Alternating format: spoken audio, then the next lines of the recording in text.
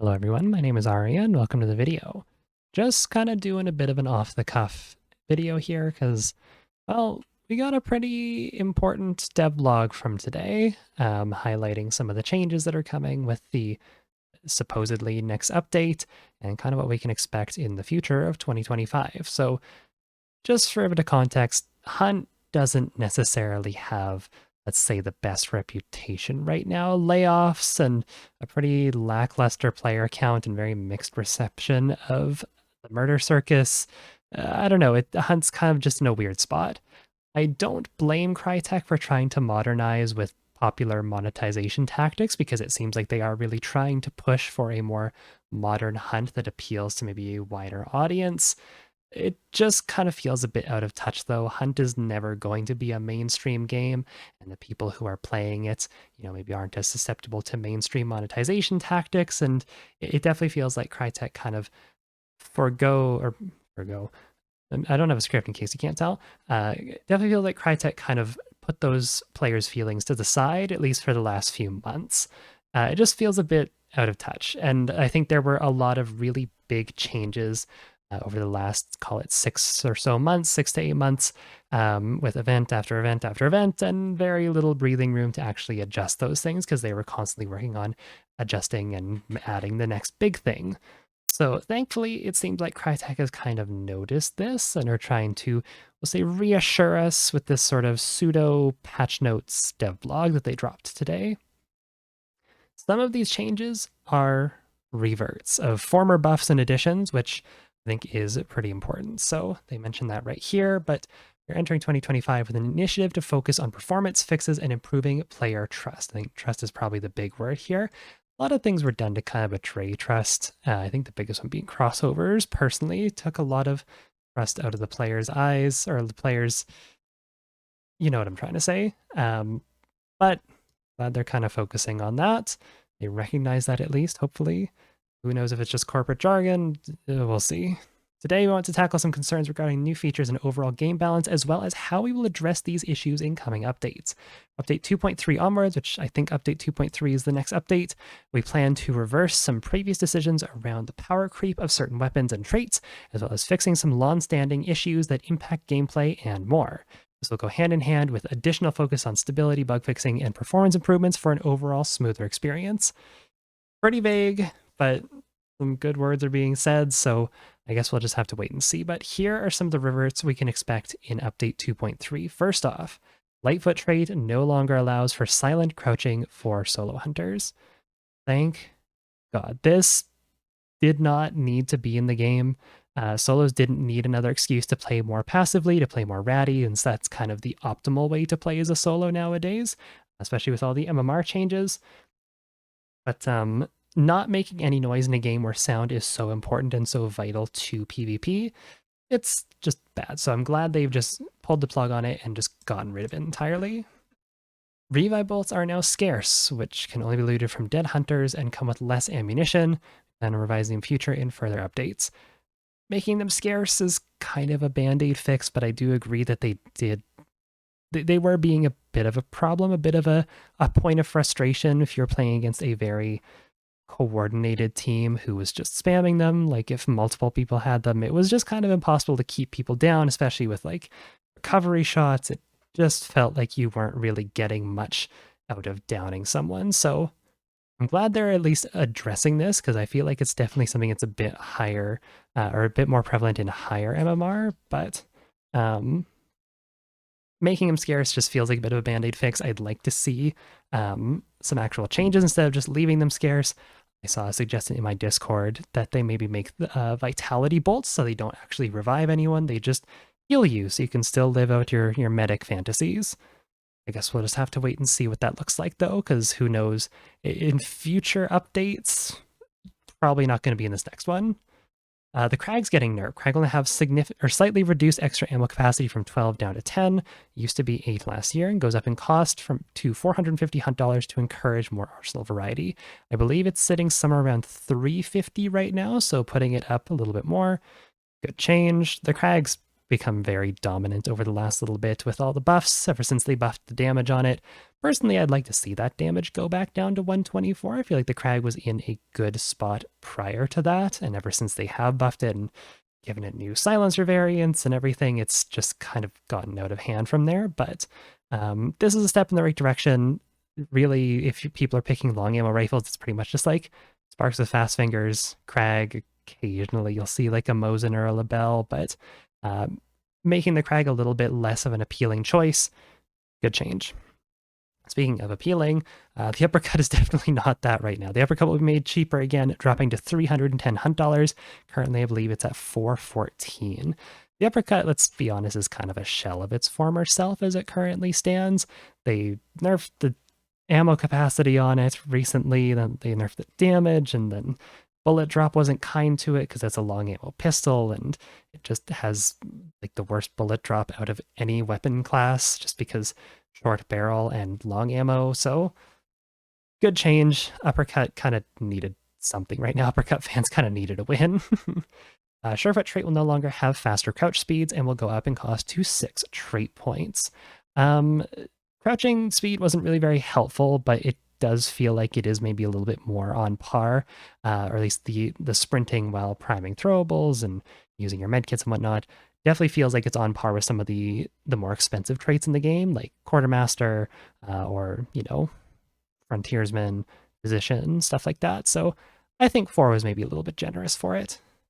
Now requires 3 bear traps to kill an enemy hunter, allowing players to avoid using a single tool slot choice to allow for easy insta-kill trap setups in their own without using explosive barrels, extra traps found in the world, blah, blah, blah, blah, blah. Again, good change. Bear traps kind of just invalidated previous trap metas, which is good. It shook it up a bit, but there's no reason to bring concertina or poison trip mines anymore because bear traps just do it all. So this will hopefully change a little bit. Again, you can only ever now place down, because you have 3 by default and 4 with Frontiersman. You can only ever, at least without resupplying yourself, place down 1 insta-kill trap with that. So that's good. It might also make it so that players can kind of react to it a little bit, since you'll probably have to have a pretty decent chunk of space to place down 3 bear traps. And who's to say that someone doesn't step in the first 2, lives, and then backs off and doesn't step in the third? So I think that's a pretty good change too. Melee tools will cause more damage to targets, and there are more in-world melee weapons spawned near boss target layers again. So this was a change that they made, oh god, over a year ago, because they didn't want people just having a baked-in answer to targets in their loadout, because people could, basically just solo everything with a knuckle knife, which you definitely can still do. It just takes forever. Over time, they've added a lot of things and buffed a lot of things that kind of made this change, we'll call it redundant. Excuse me, getting over a cold right now. It kind of made this change redundant. Things like the penny shot derringer being buffed into resupply and the spear being added, it really just kind of invalidated all of the changes with throwing knives too. It doesn't really make a whole lot of sense. It feels like they were kind of going back and forth on it. So basically they just have decided it's not worth it. And I feel like killing bosses with melee, it was never really an issue. It still took a little while. It was just more of a nice quality of life thing. Pull-out damage from stuck projectiles is back up to a meaningful level of damage. We'll talk about how this affects traits like Blade Mancer and Berserker at a later time. This should have already been reverted, in my opinion, with the last, the ending update of the Murder Circus, but it's coming. Pull-out damage getting nerfed because of Blade Mancer was, again, just a very band-aid fix, but it also does hint that Blade Mancer is likely coming back at some point, because why else would they mention it? So I don't know. This will be an interesting thing. It should have already been fixed, though.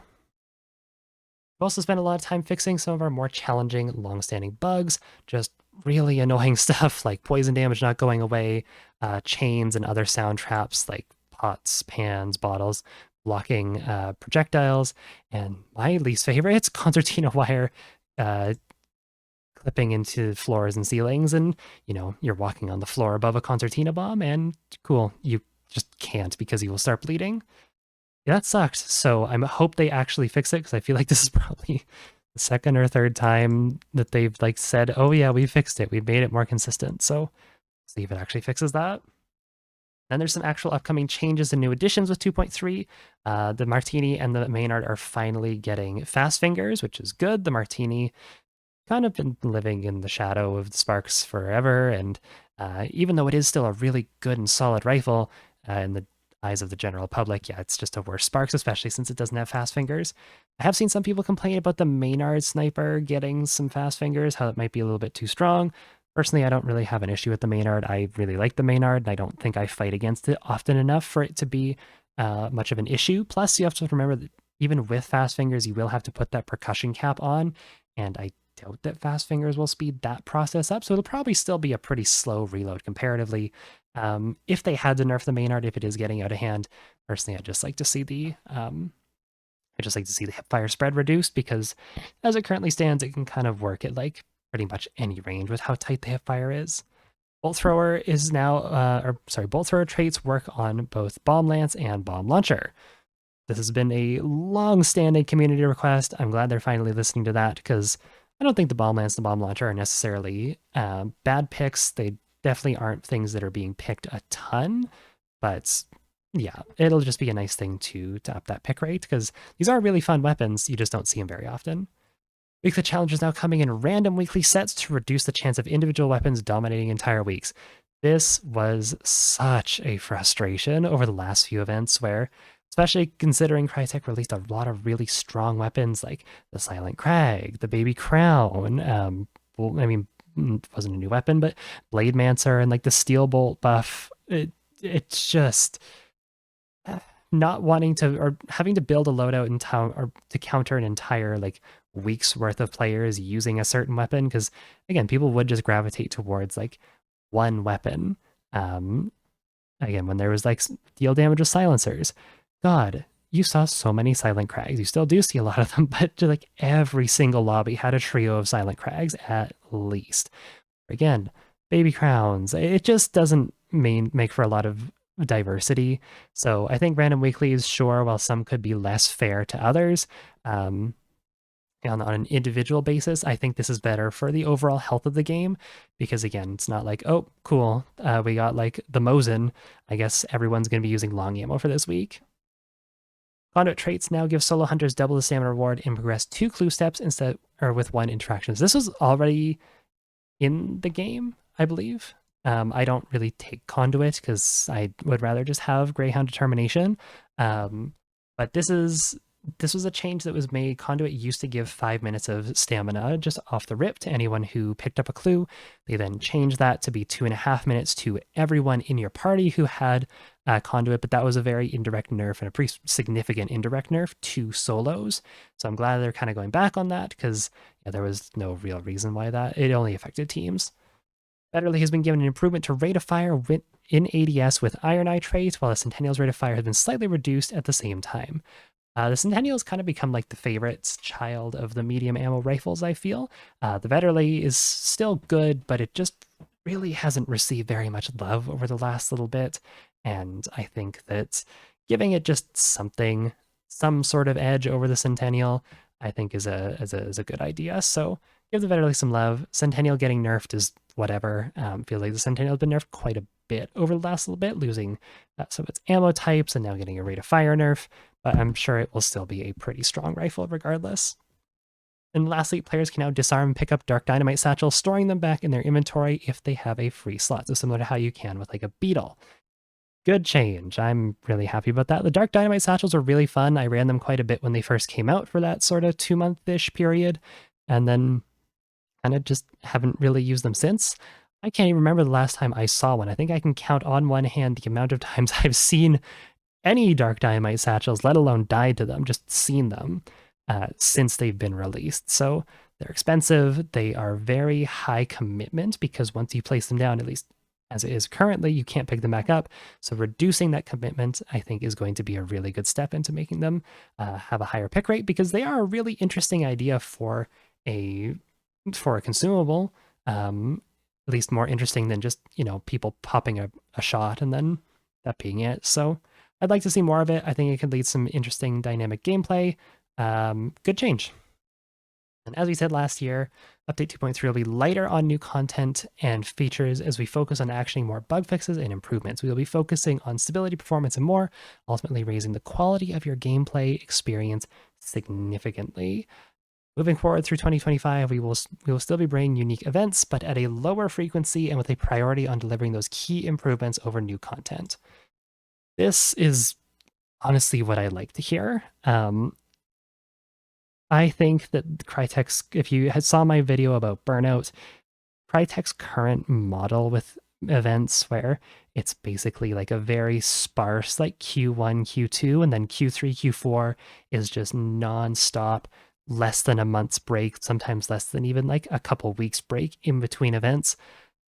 It sucks and it leads to burnout and it leads to what we have right now where there's just they're way too focused on bringing new content in that they're not focused on actually balancing the game with the existing content. So having it be a bit more sparse and a little bit less new content, sure, it might suck. There might be a few less toys to play around with, but I think overall this is going to be really important for the health of the game because Hunt has a lot of moving parts now, a lot of new additions. I think it's probably a good point to take a step back and just kind of adjust before we start bringing in more crazy stuff. So I think this is I'm happy with this, even if it means less new content. I think it will mean more quality content and more improvements of the existing things in the game. Feel strongly this is the best path forward as we consolidate and stabilize our game. We'll share more on the contents of Update 2.3 and future events as we draw closer. So we don't have a release date or anything, but soon-ish, probably. I don't know.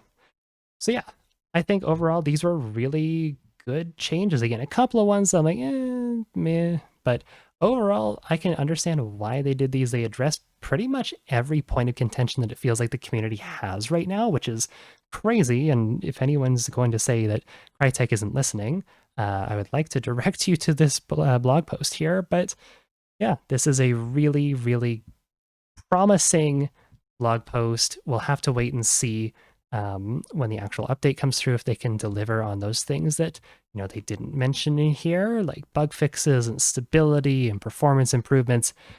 That we will just have to wait and see. But at least in terms of the actual gameplay balancing changes they're making, these are really good. There's nothing in here that I'm like, ooh, that could be that could maybe break the game a little bit. No, these are all really good changes.